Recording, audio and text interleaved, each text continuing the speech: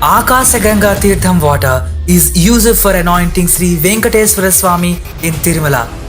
What could be the reason behind using this Tirtham water? Where did Akasaganga Tirtham from? Here will be the knowing all the answers for these questions. Let's get into the video without any further delay.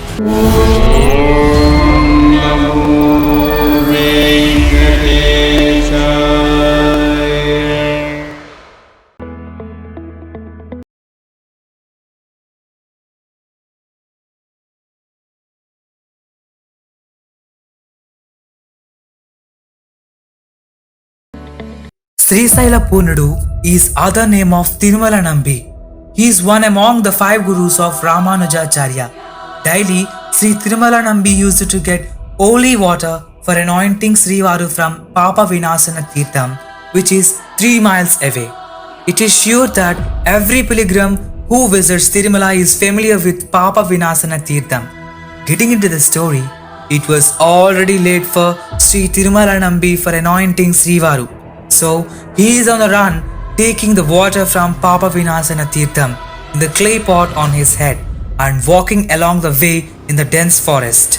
On his way, a young hunter approaches to Tirumala Nambi and requests him that, "Oh grandfather, please give me some water to drink. I am so thirsty." As Tirumala Nambi was already late for anointing Sri Varu, he doesn't care the hunter. Young hunter walks behind the Tirumala Nambi and shoots the clay pot with his arrow and drinks the water to satisfy his thirst. After feeling weightless pot, Tirumala Nambi takes off the pot from his head and realizes that there is no water in the pot, and he shouts the young hunter, "Oi hunter, it's already late for anointing Sri Varu. Now you left me with no water in my pot." Tirumala Nambi now is much worried and asks, "Swami, what should I do now?" Then the young hunter says, "Grandfather, don't worry. There is another Tirtham nearby. Come, I will show you the way." After going there, Tirumala Nambiji finds no Tirtham there, but only stones. Angrily, Tirumala Nambi asks where the water is. The hunter takes his arrow and shoots at the rock nearby. Then the water began to flow out from the rock at once. The hunter names it as Akasaganga Tirtham and tells Tirumala Nambiji to use that water, anointing your Srinivasa, and disappear from there. Then the Tirumala Nambi takes the water from there and realizes that the hunter was none other than his Lord Srinivasa Swami only. From then, Tirumala Nambi daily goes to Akasaganga to fetch water for anointing Sri Varu. Until today, the same ritual is followed in Tirumala. Tolappacharya family members brings 3 pots of water to Tirumala.